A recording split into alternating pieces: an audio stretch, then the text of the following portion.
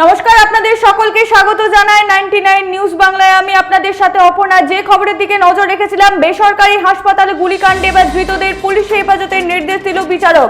4 অভিযুক্তকে পেশ করা হয় দুর্গাপুর মহকুমা আদালতে। ধৃতদের 3 দিনের পুলিশি হেফাজতের নির্দেশ দেয় বিচারক।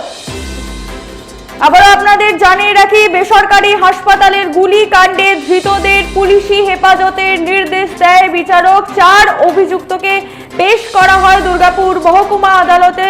ধৃতদের 3 দিনের পুলিশি হেফাজতের নির্দেশ দেয় বিচারক।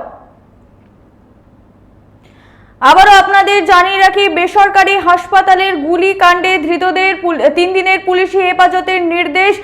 ধৃতদের 4 অভিযুক্তকে পেশ করা হয় আজ দুর্গাপুর মহকুমা আদালতে।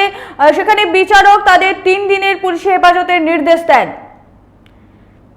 এই মুহূর্তে টেলিফোন লাইনে আছে আমাদের প্রতিনিধি সনাতন গড়াই। সনাতন, ঘটনার আপডেট কি?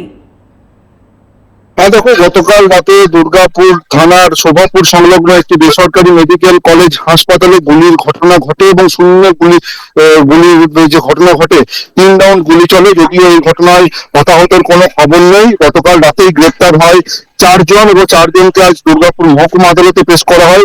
বিচারক 3 দিনের পুলিশি হেফাজতের নির্দেশ দেয়। তবে ধৃতদের পুলিশি হেফাজতে নিয়ে তদন্তের গতি আনতে চাইছে দুর্গাপুর থানার পুলিশ। অপর্ণা। সনাতন, আবারও আপনাদের জানিয়ে রাখি, বেসরকারি হাসপাতালে গুলিকাণ্ডে ধৃতদের পুলিশি হেফাজতের নির্দেশ। 4 অভিযুক্তকে পেশ করা হয় দুর্গাপুর মহকুমা আদালতে। ধৃতদের 3 দিনের পুলিশি হেফাজতের নির্দেশ দিল বিচারক।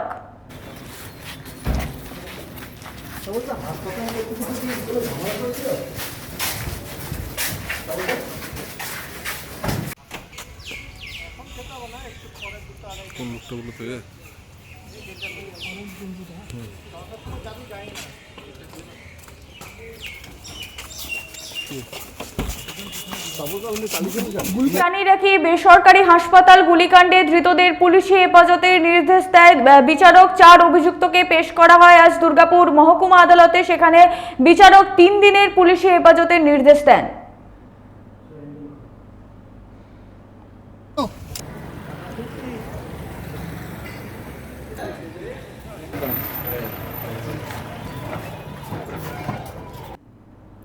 আপাতত এই পর্যন্তই। পরবর্তী নিউজ আপডেটের জন্য চোখ রাখুন 99 নিউজ বাংলায়।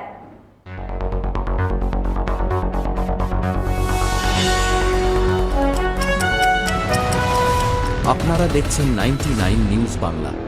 বদলাবো আমরা।